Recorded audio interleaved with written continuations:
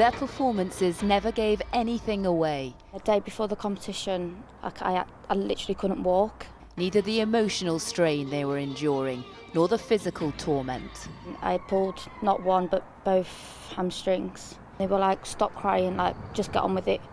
Charlie Fellows was a World Championship medal winner for Great Britain in 2015. She's kept her story hidden for years. No one said anything, and it was kept quiet, so they thought they could just get away with it.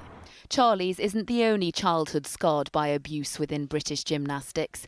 Natalie Moutier was just 4 when her career began. She represented Britain for more than a decade, suffering psychological abuse as her body developed. When someone is screaming at you and telling you that you're constantly fat, or saying to you, I've had a coach say to me, you know, you're going to have problems, you've got breasts that are growing, makes you feel like there's something wrong with me. It impacts on your ability to make relationships, to sustain relationships. Natalie still suffers from PTSD because of her experiences. I can honestly say that this has destroyed my childhood and my life. More harrowing accounts of Britain's elite gymnasts are emerging every day, no longer frightened of the institution they strived for.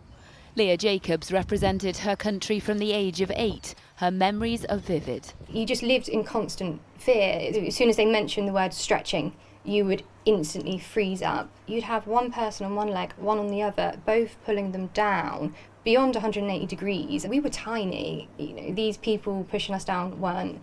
The woman at the very top of British gymnastics is Jane Allen, involved for more than 10 years.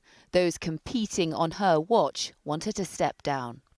I don't think Jane Allen should stay on at all. I think she knew what was happening, but kept it quiet for so many years, and I honestly don't think she expected so many of us to come forward.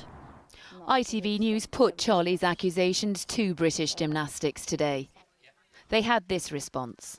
Athlete welfare plays an essential role within our performance culture and decision-making.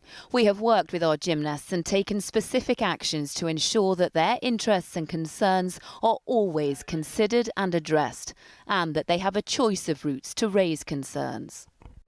But these concerns have lasted for decades and come from a damaged generation torn apart by a sport. Lucy Watson, ITV News.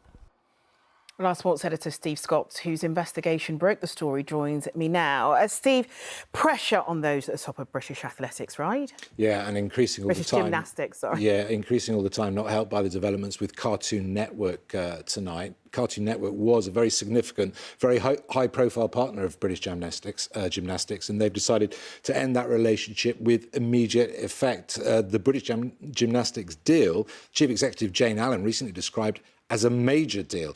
In a short statement, Cartoon Network said, in light of recent allegations and while investigations are ongoing, we have suspended our licensing agreement. On the Charlie Fellows comments that you just heard in Lucy's report, as you see, they did respond, but they didn't respond to her allegations directly tonight. So there's no question, as every day goes by and every new voice comes out with another tragic story, the pressure on those at the top of this sport is becoming greater and greater.